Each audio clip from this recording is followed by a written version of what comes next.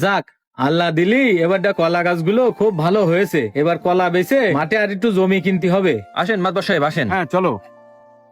এই দেখেন এই গাছটা আমার জমির মধ্যে, কিন্তু এই যে আমার চাচাতো ভাই করিম ও কিভাবে বলে এই গাছটা ওর ভিতরে। করিম, এই করিম এদিকে আসো, কথা আছে তোমার সাথে। বুঝলাম না মাতবর সাহেব আসলো কি জন্য? আসসালামু আলাইকুম মাতবর সাহেব। ওয়ালাইকুম সালাম। কি ব্যাপার মাতবর সাহেব, ডাকলেন যে আমাকে? হ্যাঁ তোমার সাথে কথা আছে আমার।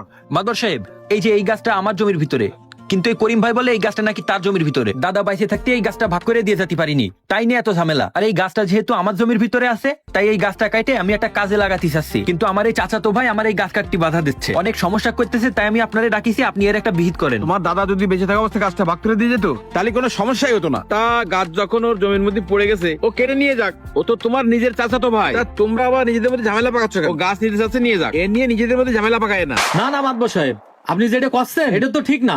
আর এই গাছ ওর জমির ভিতরে বেশি না, আমার জমির ভিতরেই বেশি।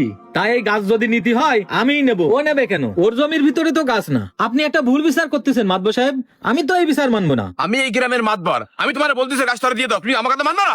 না মাতবর সাহেব, আপনার এই অন্যায় বিচার আমি মানতে পারবো না। দাদা তো ওর একার না, আমারও দাদা। আর এই গাছের বেশিরভাগ অংশই আমার জমির ভিতরে রয়েছে। ও বললো আর আমি ওকে দিয়ে দেবো, এটা কোনোভাবেই হবে না। প্রয়োজনে আমি মামলা করে হলেও এই গাছ নেব, তবু আমি গাছ ছেড়ে দেব না, কারণ সঠিক বিচার হলে এই গাছ আমিই পাবো। তাই আপনার এই বিচার আমি মানি না। দরকার হলে আমি কোর্টে যাব, তবু এই গাছ আমি ছাড়বো না। দেখলেন তো মাতবর সাহেব, ওনার কত বড় সাহস। আপনি মাতবর সাহেব এখানে উপস্থিত থাকা অবস্থায় উনি মামলা মোকদ্দমার কথা বলে। উনি তো দেখছি আপনাকে সম্মান করতেই জানে না। ওনার কি আপনার সম্মান সম্পর্কে কোনো ধারণা আছে? এই গাছটা আমার দাদা রেখে গেছে, আর তাছাড়া গাছটা